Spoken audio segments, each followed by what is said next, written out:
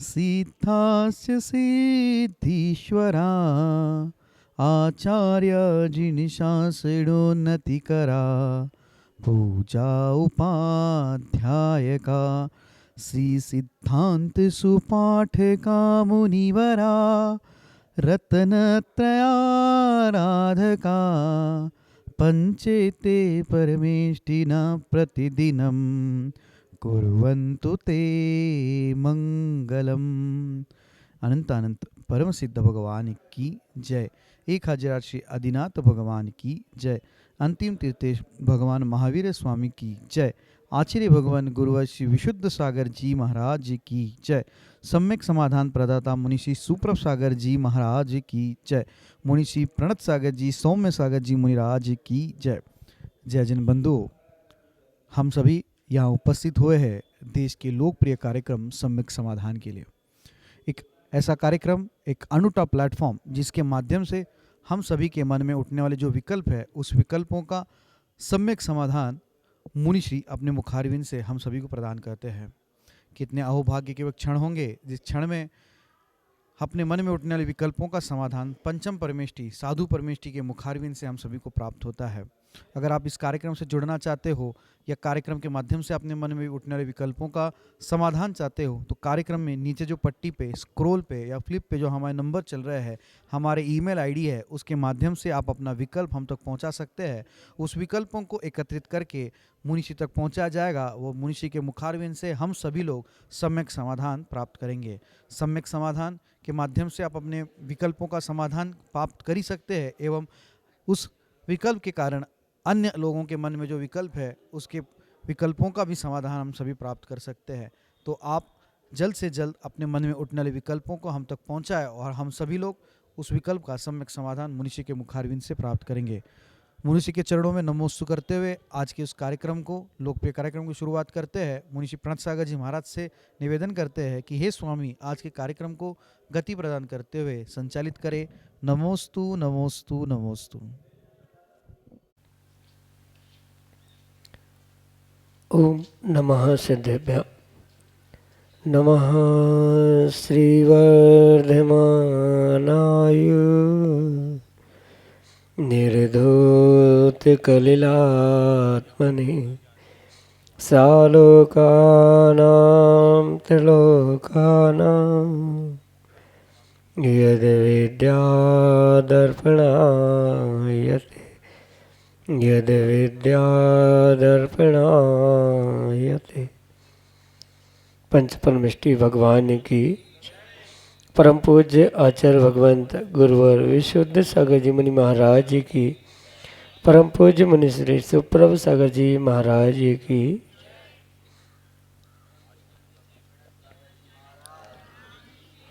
समीचीन विकल्प और सम्यक समाधान।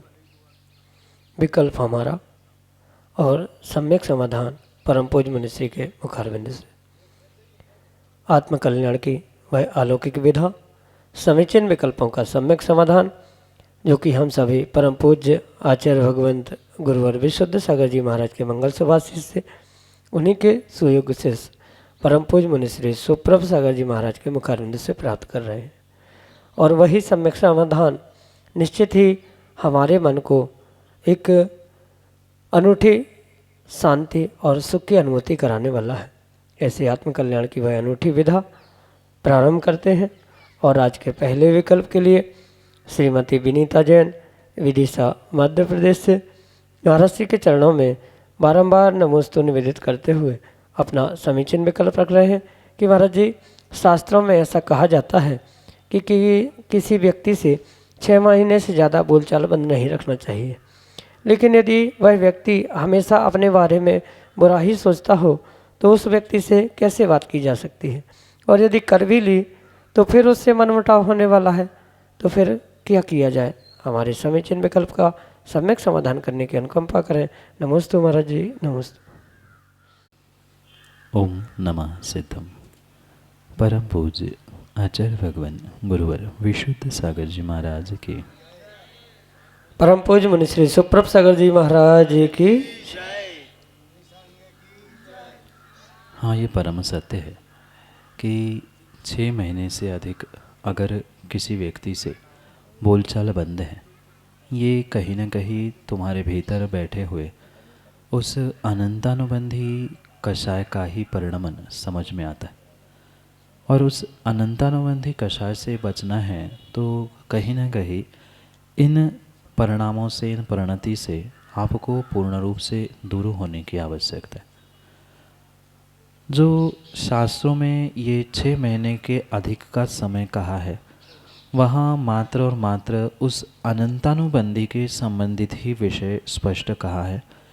चाहे क्रोध, मान, माया, लोभ, ये कोई भी कषाय 6 महीने से अधिक चलती है, जिसके निमित्त से किसी व्यक्ति विशेष से बोलचाल बंद हो जाना या अन्य भी जो भी कार्य दिखने में आते हैं, वह कहीं न कहीं पूर्ण रूप से अनंतानुबंधी के निमित्त से, और वह अनंतानुबंधी आने वाले समय में हो सकता है मिथ्यात्व में भी डालने के लिए निमित्त बन सकती है। इस कारण से स्पष्ट रूप से ये कहा है कि ऐसी कषाय का परिणाम जीवों को नहीं रखना चाहिए। रही बात सामने वाला व्यक्ति आपके बारे में क्या सोच रहा है, क्या नहीं सोच रहा है, क्या कर रहा है आदि भिन्न विषय है, पर उसके बारे में आप क्या सोच रहे हो ये आपके पुण्य, पाप, कर्म, बंध आदि के लिए मायने रखता है।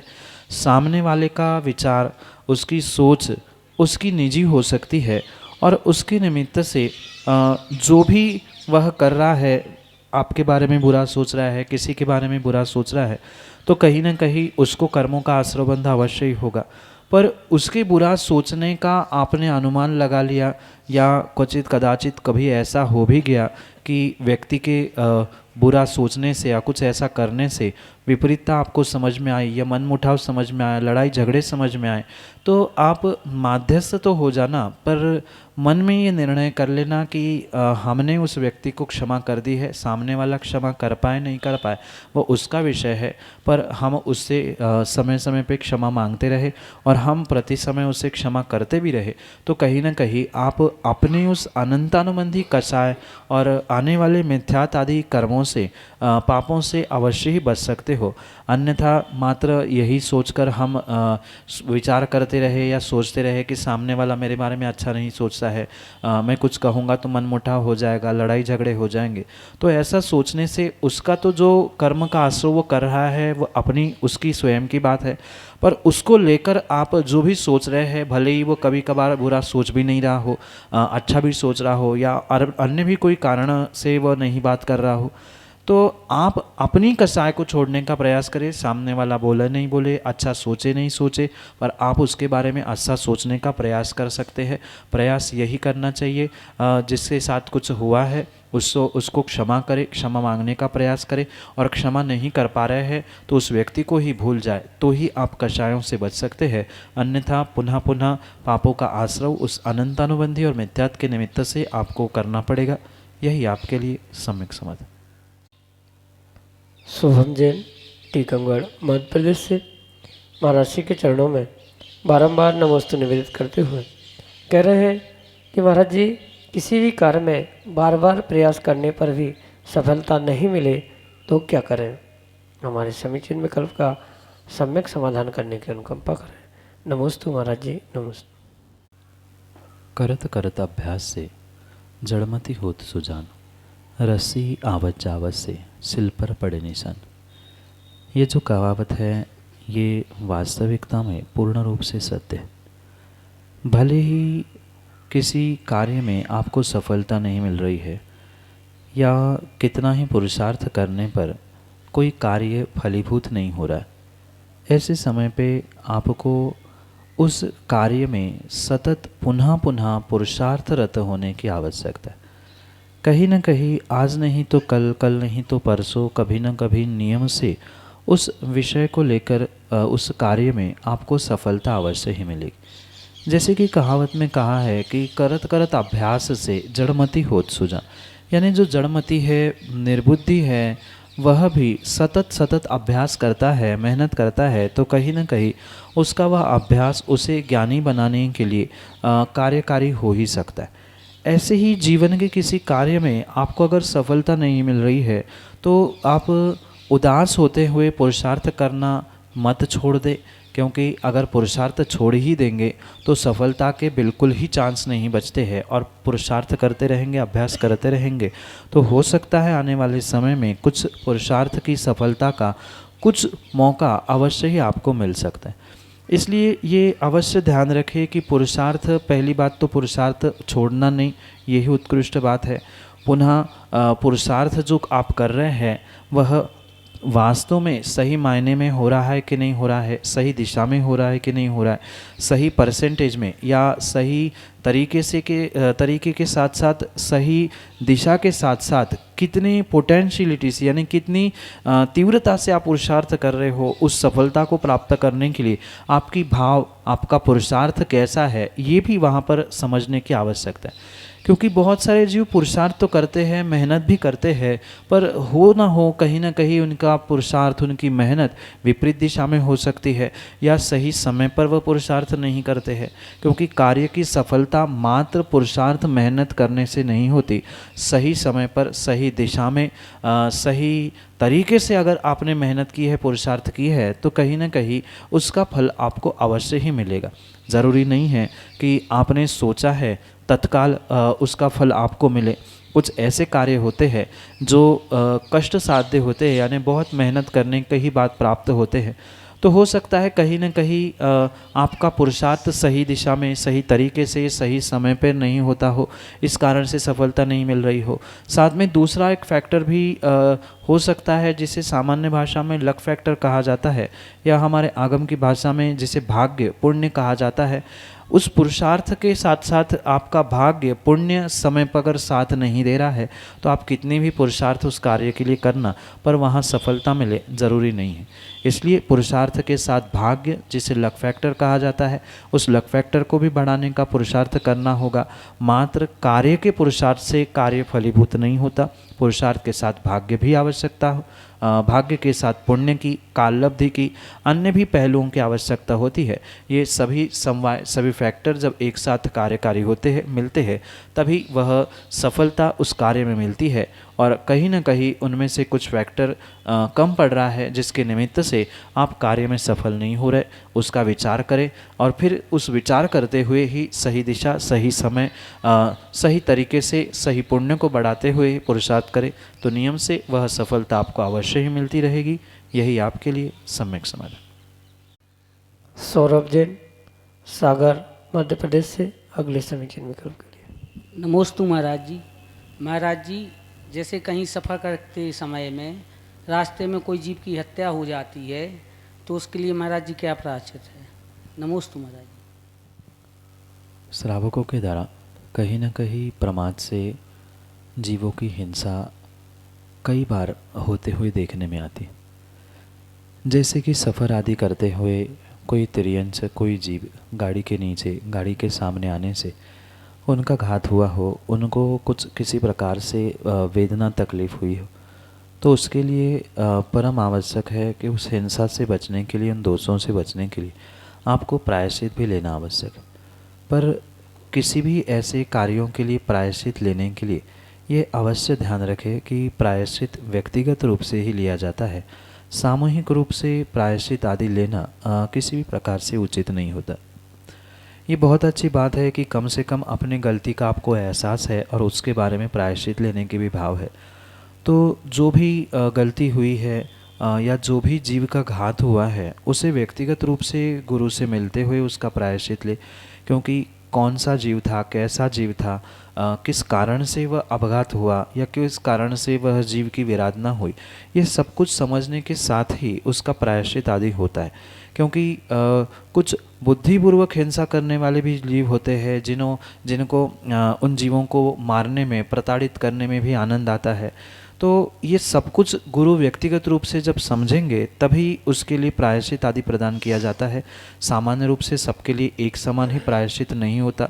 जैसे बीमारी अनेक प्रकार की होती है, उसकी औषधि भी अनेक प्रकार की होती है, ऐसे ही गलती का कब, कहाँ, क्यों, कैसे, किस प्रकार से आदि सामने वाले के अभिप्राय को समझते हुए ही गुरु उसका प्रायश्चित देते हैं। इसलिए जो भी दोष होता है उसका प्रायश्चित व्यक्तिगत रूप से गुरु के पास पहुँचकर अपनी पूरी हकीकत बालकवत दोषों का व्याख्यान करते हुए ग्रहण करे और उसे पूर्ण करने का प्रयास करे, तो ही वह दोष निर्दोषता की ओर हो सकता है।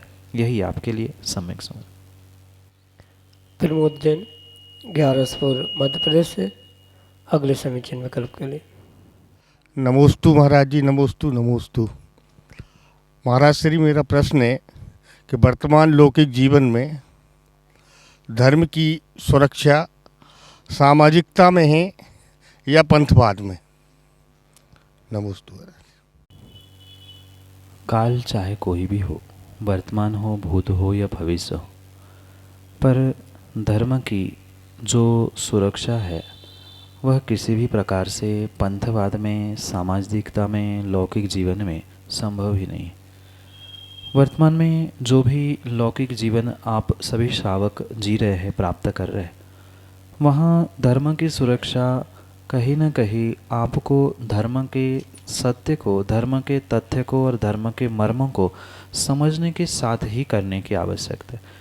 मात्र धर्म की क्रियाओं को दोहराते रहना, धर्म की क्रियाओं को करते रहना, इसका मतलब धर्म करना नहीं है, अपितु वास्तविकता में पहले धर्म क्या है, धर्म का स्वरूप क्या है, धर्म की क्रिया क्यों की जाती है, आदि सब कुछ समझने की आवश्यकता है।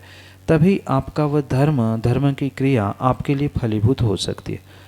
अन्यथा जो सामाजिकता को लेकर धर्म वर्तमान में दिखाई दे रहा है, वह किसी भी प्रकार से आपके जीवन के लिए फलीभूत करने वाला हो ही नहीं सकता, क्योंकि धर्म, सामाजिकता, पंथवाद, संतवाद, ग्रंथवाद कोई भी वाद विवाद बनाता ही नहीं है। जितने वाद विवाद है, जितने विकल्प है, उन सभी विकल्पों को और वाद विवादों को दूर करने का ही वास्तविक कार्य धर्म करता है। इसलिए अवश्य ध्यान रखें कि धर्म की सुरक्षा अगर करने का आपका भाव है, आपका विचार है, तो आप ये अवश्य ध्यान रखें कि धर्म की सुरक्षा आपको धर्म के मर्म को और वास्तविकता को समझने के साथ ही करने की आवश्यकता है। बहुत सारे जीव वर्तमान में ये कहते हैं कि धर्म की सुरक्षा करने के लिए हम किसी से भी लड़ सकते हैं, युद्ध कर सकते हैं, किसी को मारपीट भी सकते हैं, हिंसा भी कर सकते हैं। तो ये वास्तविकता में उनकी सोच भले ही कितनी सामाजिक है, सबको साथ लेकर या अपने धर्म के प्रति राग अनुराग रूप समझ में आ रही है, पर सत्यता ऐसी नहीं है, क्योंकि आगम में आचार्यों ने अहिंसा को ही धर्म कहा है और सामाजिकता के रूप में या अन्य भी किसी निमित्तों से आप उस धर्म को, धर्म की सामाजिकता को प्राप्त करने का प्रयास करेंगे तो कभी भी वह आपके लिए पुण्यदायी, फलदायी हो ही नहीं सकता। इसलिए सामाजिकता से और पंथवादों से हटते हुए ही धर्म की वास्तविकता जो है, जिसे सामान्य रूप से अहिंसा रूपी धर्म कहा जाता है, उस अहिंसा रूपी, दया रूपी धर्म को समझने के लिए कहीं न कहीं जो लौकिक सामाजिकता वर्तमान में दिखाई दे रही है कि किसी के साथ भी कहीं भी पहुंचकर कहीं भी प्रणाम कर लेना या अन्य जो कुछ भी विनय मिथ्यात्व रूपी दिखता है, या पंथवाद जैसे एकांत मिथ्यात्व रूपी जो जीव दिखते हैं, उन दोनों में भी किसी भी प्रकार से धर्म होता ही नहीं है। क्योंकि शायद आपने अगर सुना हो, पढ़ा हो, तो मिथ्यात्व के आचार्य भगवंतों ने 5 भेद बताए हैं। उन 5 भेदों में अगर किसी पंथ में उलझा है तो वह एकांत मिथ्यात्ववादी है। साथ में अगर किसी सामाजिकता को लेते हुए हम इनको भी मानते हैं, उनको भी मानते हैं, इनके पास भी पहुंचते हैं, उनसे भी आदि आदि अगर सबको मानते हैं एक समान ही सच्चे देवशास्त्र गुरु के वास्तविक स्वरूप को भूलकर, तो कहीं न कहीं वह विनय मिथ्यात्व के अंतर्गत ही आता है। इसलिए इन बातों को समझते हुए ही, इस मिथ्यात्व से दूर होते होते ही धर्म की वास्तविकता जो सम्यक धर्म में है, सम्यक दर्शन प्राप्त करने में है, उससे ही वैसे ही प्राप्त करने और समझने की आवश्यकता है। कहीं न कहीं जो सामाजिकता को लेकर जो धर्म को एक बहुत संकोचित बनाया गया है, भले ही लोग कहते हैं कि सामाजिकता को प्राप्त कराने से धर्म विशालता को प्राप्त होता है, पर वास्तविकता ये नहीं है। कहीं ना कहीं वहाँ कुछ समाज को ही, कुछ सामाजिक तत्वों को ही लेकर वह केंद्रित होने के कारण से वह धर्म सुरक्षित नहीं हो सकता।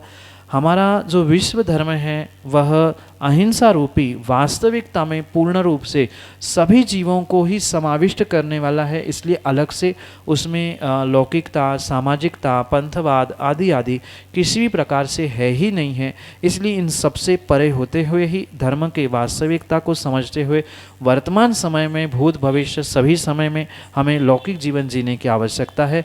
भले ही वर्तमान का काल क्यों ना हो, पर फिर भी अगर धर्म को सुरक्षित करना है तो संतवाद, पंथवाद, धर्मवाद आदि आदि, जातिवाद या सामाजिकवाद आदि को भी छोड़ते हुए ही सार्वभौमिक अहिंसा धर्म को समझना होगा और उनकी क्रियाओं को भी तदनुकूल ही समझते हुए जीवन में उतारने की आवश्यकता है। तभी धर्म की सुरक्षा होगी, अन्यथा नहीं। यही आपके लिए सम्यक समझ है। प्रवीण जैन नायक, बानपुर, उत्तर प्रदेश से अगले समीचीन विकल्प के लिए। आचार्य भगवान श्री विश्वेश सागर जी महाराज की जय हो। मुनि त्रय के चरणों में बारंबार नमोस्तु हुए। आगामी 28 नवंबर से 4 दिसंबर तक होने वाले पंच कल्याणक में मुनि श्री के साथ अक्षय क्षेत्र की वंदना, अक्षय क्षेत्र बानपुर जी की वंदना करने का क्या फल मिलता है? नमोस्तु महाराज जी, नमोस्तु। किसी मुनि संघ का, मुनिराजों का सानिध्य मिलना ही वर्तमान में बहुत बहुत सातिशय पुण्य का ही उदय माना जाता है। क्योंकि बिना पुण्य के उदय से निर्ग्रंथ गुरु, मुनि आदियों का सानिध्य समाज को, नगरवासियों को और भव्य जीवों को प्राप्त नहीं होता। विरले ही कुछ पुण्यात्मा जीव ऐसे होते हैं जो उस मिले हुए उस संबंध का, सन्निधि का, संयोग का कहीं न कहीं सदुपयोग करते हुए अपने आने वाले जीवन को, आने वाले समय को बदलने का पुरुषार्थ करते। क्योंकि गुरु का सानिध्य ही एक सर्वश्रेष्ठ कार्य हुआ करता है। फिर अगर गुरु का सानिध्य किसी अतिशय क्षेत्र आदि में हमें प्राप्त हो रहा है, सिद्ध क्षेत्र आदि में प्राप्त हो रहा है, वह तो बिल्कुल सोने पर सुहागा की समान ही सातिशय पुण्य में भी बहुत तीव्र सातिशय पुण्य के उदय रूप ही समझने की आवश्यकता है। जैसे आने वाले समय में आपके नगर में, अतिशय क्षेत्र में जो ये हर्षोल्लास के साथ भव्याति भव्य पंच कल्याणक समारोह संपन्न होने जा रहा है, ये कहीं ना कहीं इसमें जो भी भव्य जीव उस अतिशय क्षेत्र की और मैं तो ये विशेष करके सभी सुनने वालों से कहना चाहता हूँ कि शांतिनाथ भगवान का ऐसा चमत्कार और ऐसा अतिशय है कि ये आज का नहीं, अपितु कई सैकड़ों वर्षों से उनका यह चमत्कार यहाँ के आसपास के सभी श्रावक और मात्र श्रावक ही नहीं, जैनेतर भाई भी उसको प्रत्यक्ष अनुभूत कर रहे हैं। और जो एक बार उनके चरणों में आकर श्रद्धा के साथ नमन करता है, नमस्कार करता है, उसकी जीवन की बहुत सारी समस्या अपने आप ही हल हो जाती है। ये साक्षात हमने भी और कई सारे जीवों ने अनुभव किया।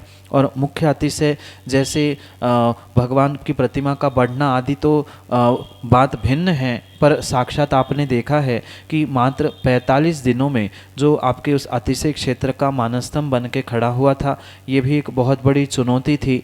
ऐसे कई सारे अतिशय आपके इस अतिशय क्षेत्र बानपुर के शांतिनाथ भगवान के है। तो पुनः गुरु का सानिध्य मिलना, पुनः भगवान के पंचकल्याणक का निमित्त मिलना, अतिशय क्षेत्र की वंदना करना, ये पुण्य पुण्य पुण्य 3 गुना पुण्य नियम से उन भव्य जीवों को मिलने की संभावना है, जो कहीं न कहीं दिगंबर मुनियों के सानिध्य में होने वाले इस पंचकल्याणक और अतिशय क्षेत्र की वंदना करते हुए अपनी सहयोगिता, अपनी सहभागिता प्रदान करने का प्रयास करता है। यही आपके लिए सम्यक समाधान। श्रीमती वर्षा सौरभ जैन, सागर, मध्य प्रदेश से अगले समीचीन विकल्प के लिए। महाराज जी के श्री चरणों में बारंबार नमोस्तु। महाराज जी, त्र्यंच गति के जीव आपस में क्यों लड़ते हैं? क्योंकि ना तो उनके पास कोई संपत्ति है और ना कोई रिश्तेदारी, जैसे ना देवरानी जेठानी, ना सास बहू, तो फिर वो जीव आपस में क्यों लड़ते हैं? नमोस्तु महाराज जी।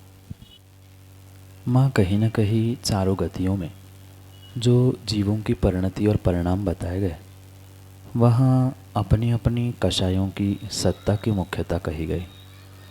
देवों में भी कहीं न कहीं परस्पर में ईर्ष्या भावों को लेकर कुछ अंशों में भले ही साक्षात वे एक दूसरे को लड़ते मारते हुए मिलते नहीं हैं, प्रमाण नहीं मिलता, पर मानसिक युद्ध देवों में भी देखने में आता है, क्योंकि एक दूसरे का ऐश्वर्य आदि देखकर ईर्ष्या भाव हो जाना। नारकियों का युद्ध, उनकी लड़ाई तो सबको प्रसिद्ध ही है, और इंसानों की देवरानी जेठानी हो, सास बहू हो, घर के संबंध, धन संपत्ति, भाई बहन आदि को लेकर लड़ने वाले उनका भी स्वाभाविक स्वरूप सबके सामने है। त्रियंचों के भी निमित्त से हमें यही विषय समझने की आवश्यकता है कि चारों गतियों की जब अपनी अपनी कसाय कही है, जैसे देवों की मुख्यता से लोभ कसाय कही जाती है, नारकियों की क्रोध कसाय कही जाती है, मनुष्यों की मान कसाय कही जाती है, तो तिर्यंचों के पास भी कहीं न कहीं माया कसाय की पूर्ण सत्ता हुआ करती। और जहाँ सत्ता का प्रादुर्भाव होता है, सत्ता की सत्ता होती है, उस कषायों की सत्ता होती है, कहीं न कहीं वहाँ पर विकल्प होना, पुनः उस विकल्पों को लेकर आपस में परस्पर में प्रतिद्वंद्व होना, ये भी देखने में अवश्य ही आता है। इसलिए वहाँ पर उस माया कषाय की सत्ता के निमित्त से जो उन जीवों का परिणमन हो रहा है, परिणाम हो रहा है, वहाँ पूर्ण रूप से उनकी उस कषाय को भी आपको लड़ाई के रूप में समझने की आवश्यकता है। इतना ही मात्र नहीं, अपितु कहीं न कहीं पूर्व जाति के, पूर्व समय के संस्कार भी जीव को उद्घाटित वहाँ पर होने की पूर्ण रूप से संभावना है, जिसे शास्त्रीय भाषा में जाति स्मरण आदि कहा जाता है। कि कहीं न कहीं ये तो आप बहुत अच्छे से जानते ही है कि इंसानों के लिए भले ही धन दौलत परिवार आदि ये निमित्त मिलते हैं, पर कहीं न कहीं उन जीवों का पिछले जन्म का कर्मों का वैसा नियोग नहीं होता, तो लड़ते हुए भी नहीं मिलते। तो कहीं न कहीं ये उनकी पूर्व जाति का जो स्मरण उन्हें हुआ है कि हाँ यही व्यक्ति था, यही जीव था, पिछले जन्म में उसने मुझे मारा था। कभी कभी वह कुअवधि ज्ञान भी तिर्यंचों को होने की संभावना है। जैसे नारकियों को तो कुअवधि ज्ञान होता ही होता है, या कुअवधि नहीं भी है तो श्रुत ज्ञान के निमित्त से भी जाति स्मरण हो सकता है, या जाति स्मरण भी नहीं हुआ तो कर्मों का नियोग ही ऐसा होता है। जैसे कोई इंसान यात्रा में भी चलते चलते मिलता है, तो ऐसा कभी कभी आपको भी लगता है कि उसके पास जाके हम बात करें। कुछ ऐसे व्यक्ति भी मिलते हैं जो बगल में आके बैठ भी जाए तो हमें लगता है ये जल्दी से निकल जाए। तो ये जैसे कर्मों का नियोग हम इंसानों में होता है, ऐसे ही कर्मों का नियोग उन तिर्यंचों में भी अवश्य हुआ करता है, और उसी कारण से उनकी लड़ाई दिखती है।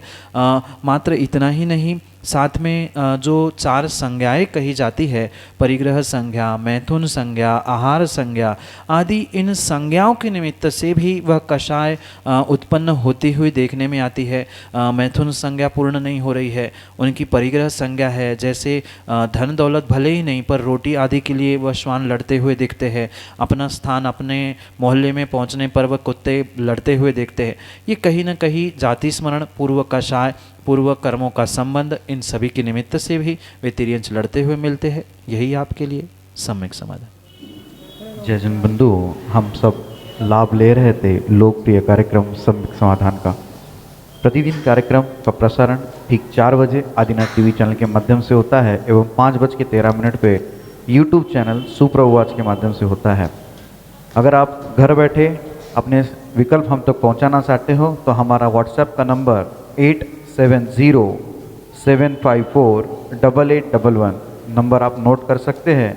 8707548811 यह व्हाट्सएप का नंबर है। इस पे आप अपने विकल्प हमें व्हाट्सएप के द्वारा भेज सकते हैं।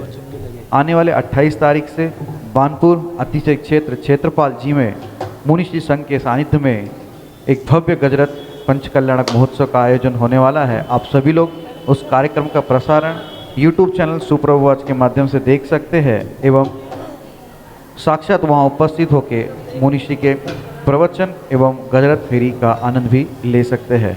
प्रतिदिन शाम को 7:40 पे जिनवार टीवी के माध्यम से मुनिश्री के प्रवचन प्रसारित होते हैं। आप सभी लोग जिनवार टीवी के माध्यम से मुनिश्री के प्रवचन ठीक शाम को 7:40 पे लाभ ले सकते हैं। 2:30 पे आदिनाथ टीवी चैनल के माध्यम से भी मुनिश्री के प्रवचन का प्रसारण होता है। आप सब लोग घर बैठे आदिनाथ टीवी के चैनल माध्यम से भी मुनिश्री के प्रवचन का लाभ ले सकते हैं। मुनिश्री के चरणों में कोटिशा नमोस्तु करते हुए आज के इस कार्यक्रम को यही पे विराम देते हैं। नमोस्तु नमोस्तु नमोस्तु।